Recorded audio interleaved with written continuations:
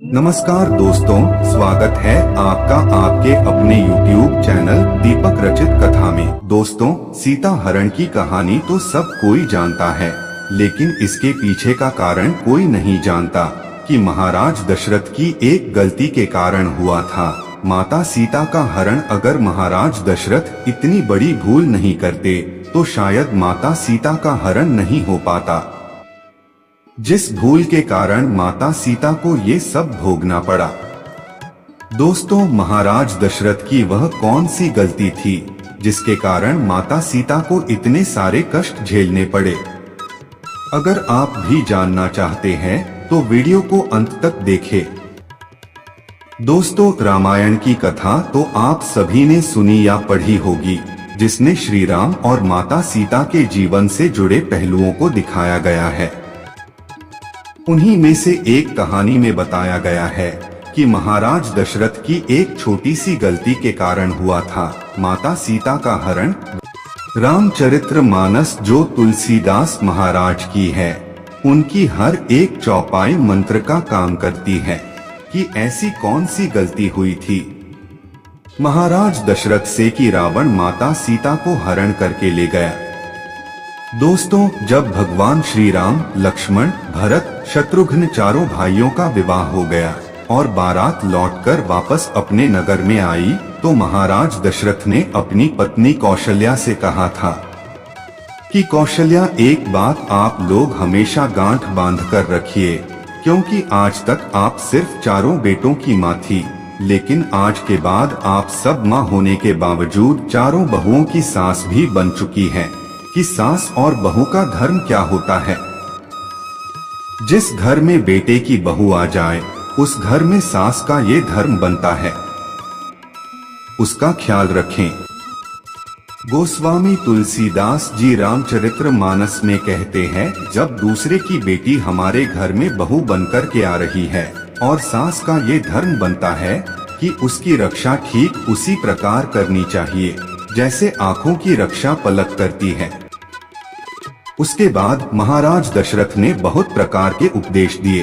फिर एक दिन महाराज दशरथ के दिमाग में एक बात आई। महाराज ने विचार किया कि क्यों ना मैं अपनी चारों बहुओं की परीक्षा ले लूं कि मेरी कौन सी बहू कितनी चतुर हैं, और चारों को पास में बुलाकर एक बात कही कि देखो बेटी, तुम चारों मेरी पुत्री के समान हो। मेरी पुत्री ही हो तो मेरा एक आदेश है तुम्हारे लिए। अब चारों बहुएं खड़ी होकर पूछने लगी कि कहो पिताजी, क्या आदेश है? तब महाराज दशरथ ने कहा कि पुत्री, आज तुम चारों अलग अलग रसोई बनाओगी और फिर देखते हैं कि कौन बहू कितनी चतुर है और कितनी जल्दी खाना लाती है। अब चारों बहुएं वहां से चली गई। सभी के दिमाग में ये बात आई और उन सभी ने भोजन बनाना शुरू कर दिया। 56 प्रकार के व्यंजन बनाकर तैयार किए गए। तो सबसे पहले भरत की पत्नी मांडवी खाना लेकर आई। उन्होंने बहुत अच्छे से थाली को सजा लिया और ले जाकर थाली महाराज दशरथ के सामने रख दी। दोस्तों, जिस चौकी पर महाराज दशरथ बैठे हुए थे, वहीं उन्होंने थाली ले जाकर रख दी और कहा, पिताजी भोजन करिए। लेकिन मांडवी एक चीज भूल गई थी कि खाना खाने वाले को खाना देने से पहले पानी भी दिया जाता है। महाराज दशरथ ने मांडवी के हाथ से भोजन की थाली ले ली और वहीं पर रख ली और बोले, बेटा आप जाओ, हम थोड़ी देर में भोजन कर लेंगे। फिर दोस्तों, तब तक लक्ष्मण की पत्नी उर्मिला चली आई। उन्होंने भी बहुत जल्दी जल्दी में भोजन बनाया था। उर्मिला ने भी एक थाली में भोजन सजाया और थाली सजाने के बाद उर्मिला भी भूल गई कि महाराज दशरथ को पानी भी देना है। अब महाराज दशरथ समझ गए कि लगता है ये बहू भी बिल्कुल ऐसी ही है।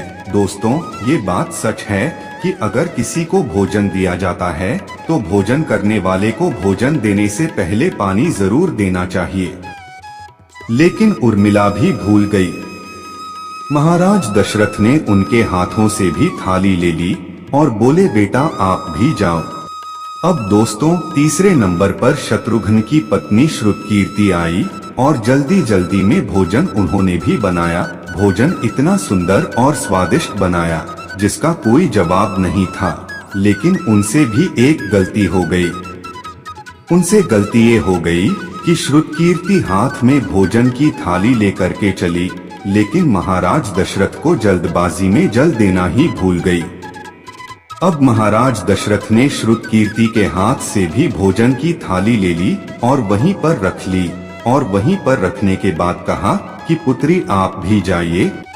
तीनों थाली रखी है, भरत की पत्नी की, लक्ष्मण की पत्नी की और शत्रुघ्न की पत्नी की, लेकिन महाराज दशरथ ने किसी में से एक भी ग्रास भोजन नहीं किया। अब महाराज दशरथ को इंतजार था माता सीता का, और माता सीता ने एक थाली में भोजन लगाया, 56 प्रकार के व्यंजनों को एक थाली में लगाया और अपने हाथ में थाली उठाकर चलने के लिए तैयार ही हुई।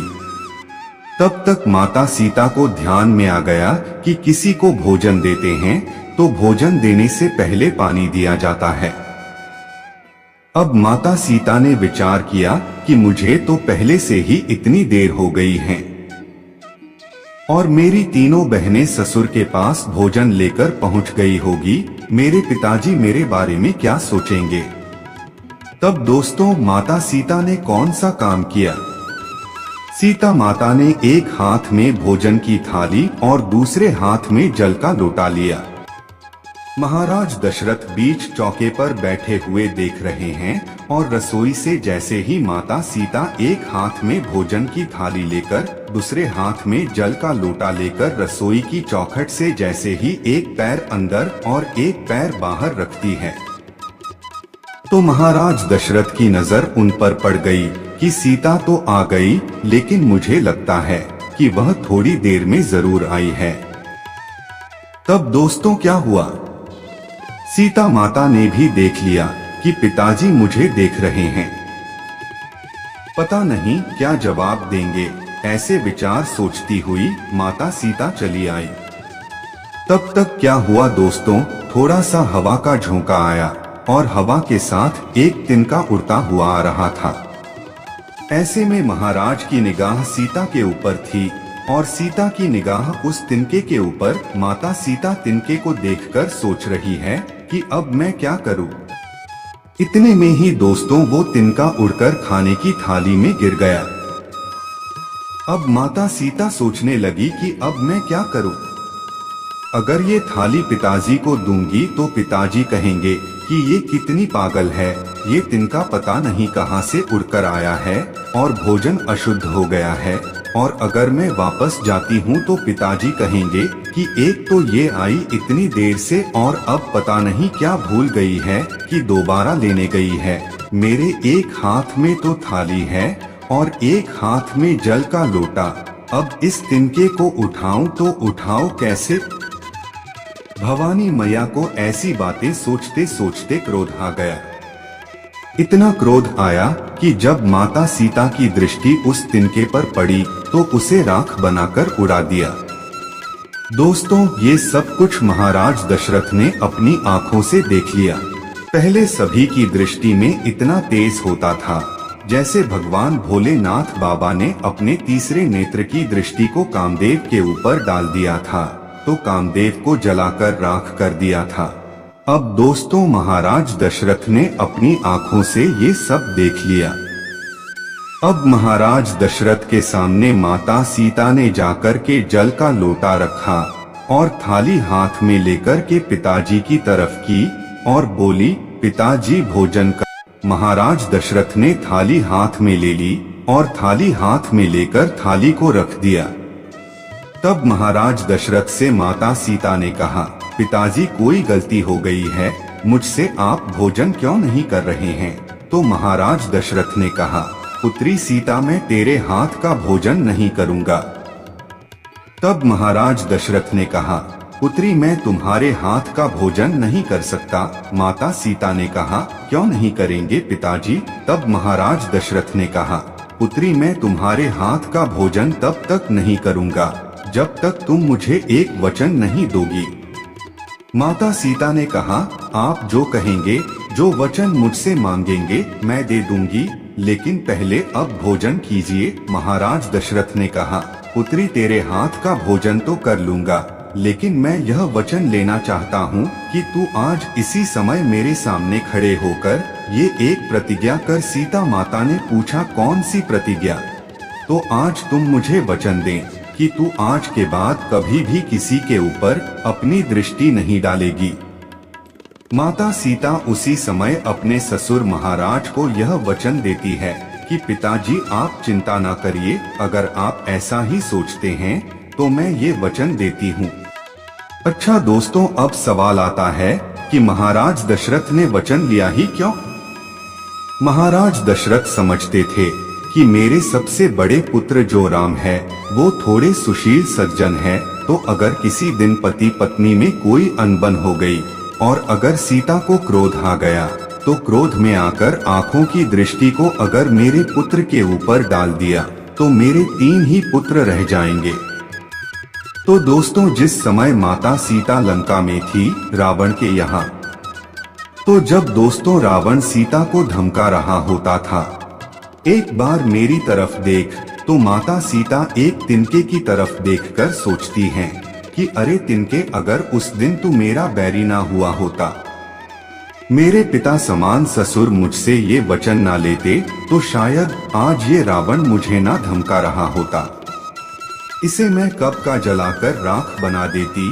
तो दोस्तों, महाराज दशरथ की इस गलती के कारण सीता जी रावण की कैद से खुद को मुक्त नहीं करवा सकी।